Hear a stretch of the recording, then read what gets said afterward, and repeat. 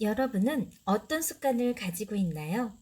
성공한 인생을 살고 있는 사람들을 보면 긍정적인 마음을 가지고 있다는 것을 알 수 있어요.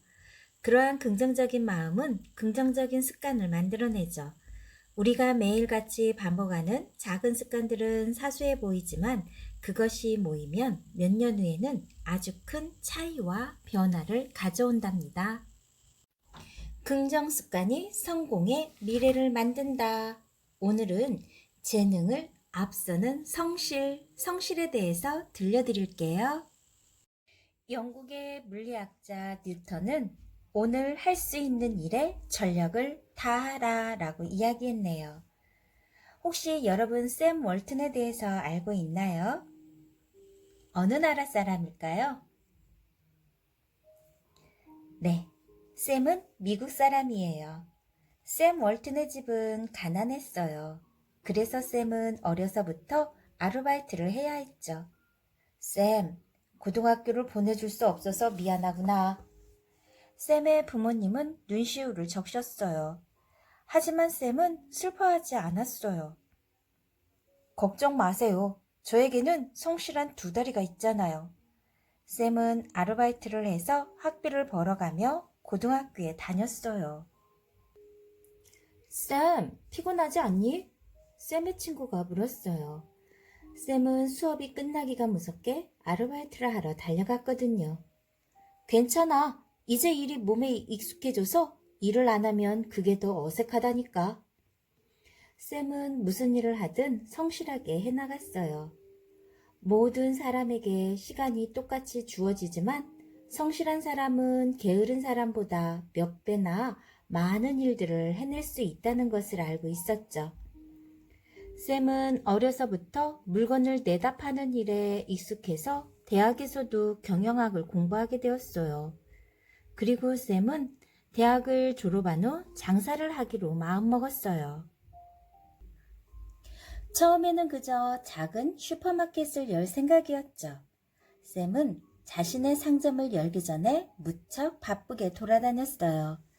장사가 잘 되는 상점을 찾아다니며 장사의 비법을 연구했죠. 좋은 물건을 싸게 파는 것이 장사의 기본이야. 그러기 위해서는 좋은 물건을 싼 값에 들여와야 하지. 샘은 낡은 트럭을 타고 멀리까지 달려가서 질이 좋은 물건을 싼 값에 사들였어요. 샘의 낡은 트럭은 질 좋고 싼 물건이 있는 곳이라면 어디든 달려갔죠. 이러한 샘의 성실함은 큰 결실을 가져다 주었어요. 샘은 전 세계에 수많은 체인점을 두고 있는 월마트를 세웠거든요. 월마트, 여러분들 기억해 두세요. 성실은 성공의 지름길이죠. 재능을 앞서는 성실. 게으른 사람이 텔레비전을 보며 빈둥거리는 사이에 성실한 사람은 일도 하고 공부도 하고 봉사활동까지 할 수 있어요. 그러니 토끼와 거북이의 경주에서처럼 재능이 있는 사람보다 성실한 사람이 이기게 되죠.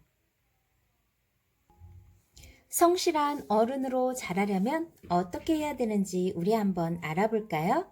성실한 어른으로 자라기 첫 번째, 핑계대지 않기. 부모님이 이제 오락 그만하고 공부하라고 하면 이런저런 핑계를 대며 미루지 않나요? 다른 일을 할 때도 마찬가지예요. 하기 싫은 일에는 늘 여러 가지 핑계들이 따라다니죠. 그렇게 핑계를 대며 중요한 일을 미루다가는 어느새 내가 원하는 일을 할 수 있는 기회를 잃게 돼요. 성실한 어른으로 자라기 두 번째, 할 일 하고 쉬기. 조금 쉰 다음에 공부해야지 라고 생각하다 그만 잠이 들어버리곤 하죠. 성실한 어른으로 자라고 싶다면 꼭 해야 하는 일부터 하고 그 다음에 쉬는 습관을 들여야 해요. 쉰 다음에 혹은 다른 달콤한 일들을 한 다음에 꼭 해야 하는 일을 하겠다고 미룬다면 그것은 안 하겠다는 말이나 같아요. 성실한 어른으로 자라기 세 번째, 무리하지 않기. 성실하기 위해서는 하루만 반짝 열심히 해서는 안 돼요. 매일매일 꾸준히 노력해야 해요. 공부도 숙제도 벼락치기보다는 평소에 성실하게 공부한 사람이 결국에는 우등생이 될 수 있어요. 마라톤을 하듯이 속도를 조절하지 않으면 중간에 지쳐서 쓰러질지도 몰라요. 무리하지 말고 조금씩 꾸준히 노력하세요. 성실한 어른으로 자라기 네 번째, 자신과의 약속 지키기. 누구나 성실하게 살고 싶은 마음이 있어요. 하지만 자신과의 약속을 지키지 못하고 나태해지고 게을러져서 포기해버리곤 하죠. 자신과의 약속이라고 가볍게 생각해서는 안 돼요. 자신과의 약속을 못 지키는 사람은 다른 사람들과의 약속은 더 못 지키는 법이거든요. 자, 자신과의 약속 꼭 잘 지킬 수 있는 여러분이 되세요. 앞으로 2주간 여러분들은 집에서 더 있어야 될 날이 있는데요. 지금 서가로 가서 여러분이 마음에 드는 책 갖고 와 펼쳐보시기 바랍니다.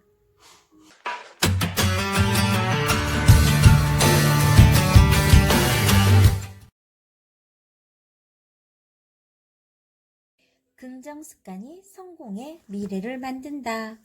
그동안 나를 변화시키는 긍정 습관에서 내 마음 바라보기, 용기, 더 큰 세상으로 나아가기, 인내, 성공을 만들어내는 방법, 도전, 미지의 세계로 향하기, 열정, 무엇이든 이루어내는 것, 자신감, 나는 할 수 있다, 긍정, 희망을 현실로 만드는 주문, 공포, 자기가 만드는 두려움, 집중, 힘을 한 곳으로 모으기, 만족, 긍정의 힘이 발휘되는 순간, 즐거움, 세상 모든 것을 즐겨라, 경험, 나를 성장시키는 영양분, 성실, 재능을 앞서는 성실, 이렇게 들려드렸죠. 자, 이번에는 두 번째 장으로 상대방을 대하는 긍정 습관에 대해서 들려드릴게요. 긍정 습관, 상대방과 어떻게 하면은 서로 작용을 잘할 수 있을지 한번 생각해 보세요. 세상을 이해하는 기술로 경청이 있고요. 친구가 필요한 이유, 우정. 나 자신을 위한 시간, 봉사. 상처는 지우고 기억만 남길 것. 리더가 되기 위한 조건, 책임. 내가 가진 것이 너무 적다고, 욕심. 하루가 다르게 성장하기, 배움, 나를 위한 선물, 배려, 이렇게 들려드릴게요. 집에서 몬테소리 교육이라는 말 들어봤을 거예요. 오늘은 몬테소리에 대해서 이야기를 잠깐 들려드릴게요. 영국 속담에 지혜는 듣는 것에서 생기고 후회는 말함으로써 생긴다고 했네요. 몬테소리, 우리 건물에는 문제아들만 사나봐. 벽에는 온통 낙서투성이에 툭 하면 고함을 질러대니 정신 사나워서 살 수가 없어. 로마에 있는 공동주택에는 아이들이 우글우글했어요. 그것도 아주 말썽쟁이들로요. 날마다 유리창이 깨지고 서로 싸우고 울고 낙서하고, 하지만 아이들을 돌봐야 할 부모들은 일을 하느라 바빴어요. 그곳에 몬테소리는 어린이집을 열었죠. 그리고 새로운 교육 방식으로 말썽꾸러기 아이들을 정서적으로 안정된 지혜로운 아이들로 바꿔 놓았죠. 어떻게 했냐고요? 아이들의 말에는 귀를 기울였어요. 아이들의 의견을 묻고 어떻게 하면 좋을지를 상의했죠. 그리고 아이들의 의견에 대해 아낌없이 칭찬해 주었어요. 몬테소리는 아이들의 말을 진지하게 들어주는 동안 아이들의 세계를 이해하게 되었어요.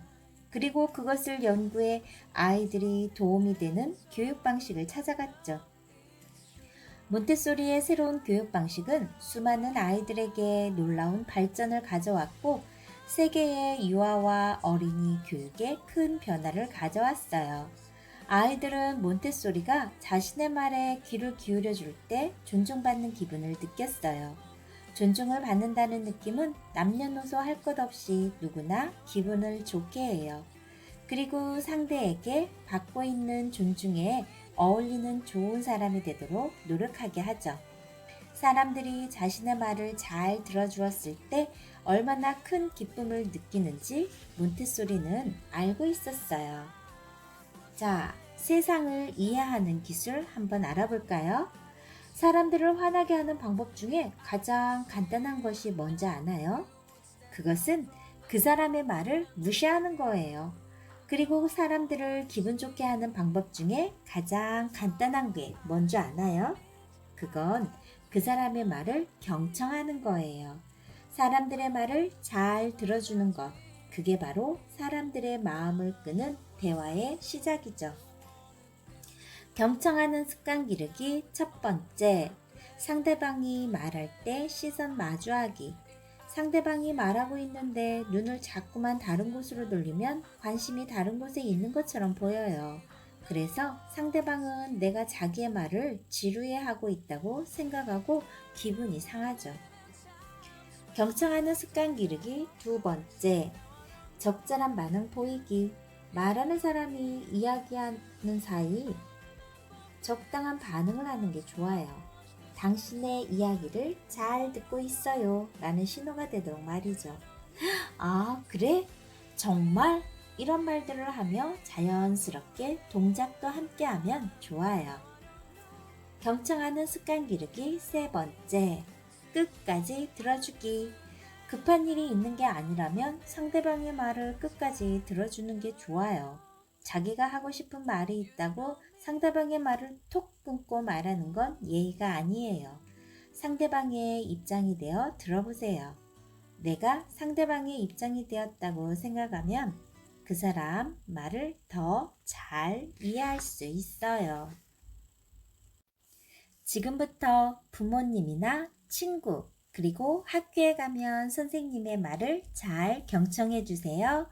좋아요, 구독 꾹 눌러주시면 계속해서 함께 할 수 있어요. 감사합니다.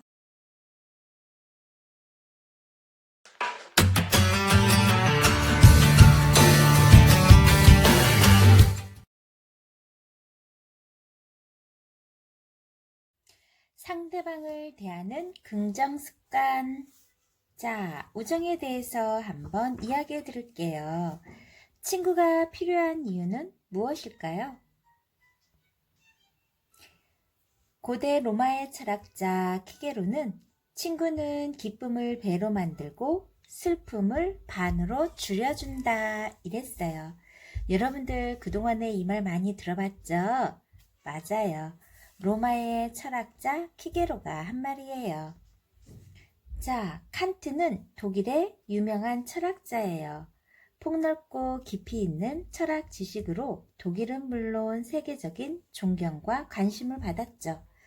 수많은 철학자들이 칸트의 철학에 큰 영향을 받았어요.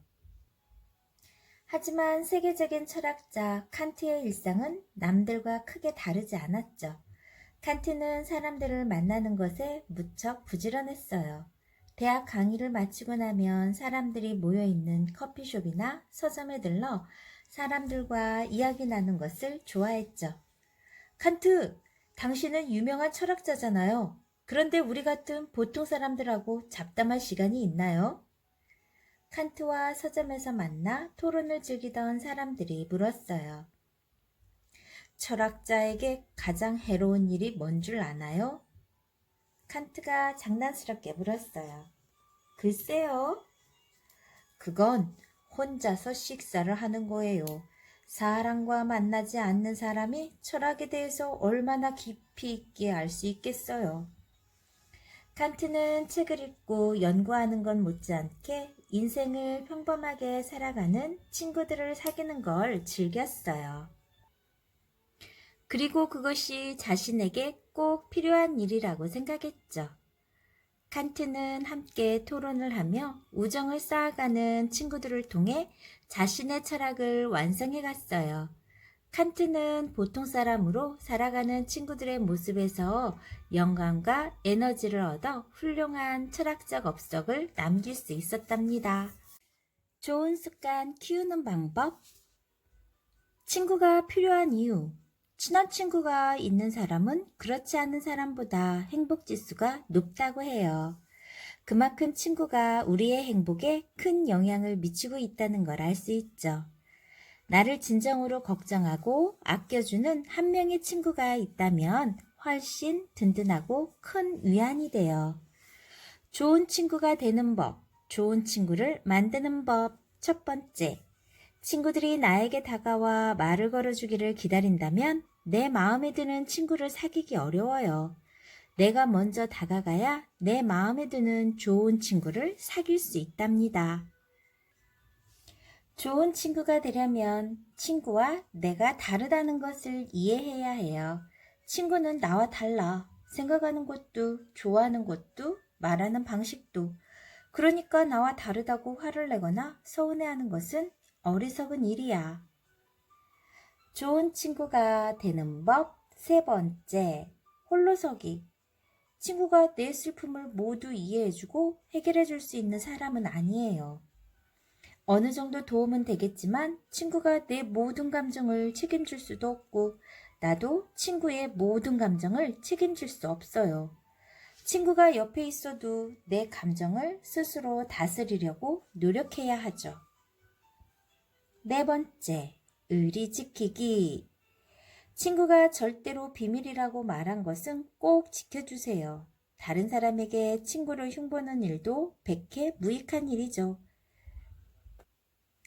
의리를 지키는 것은 그리 거창한 일이 아니에요. 친구를 소중히 대하는 거죠.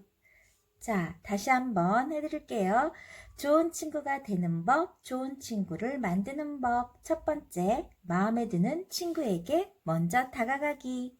두 번째, 친구와 내가 다르다는 것 이해하기. 세 번째, 홀로 설 수 있어야 한다는 것. 네 번째, 의리 지키기.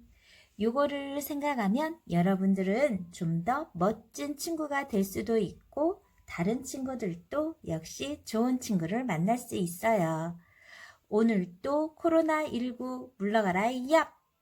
집에 있는 책 다 읽기로 약속 한번 해봐요.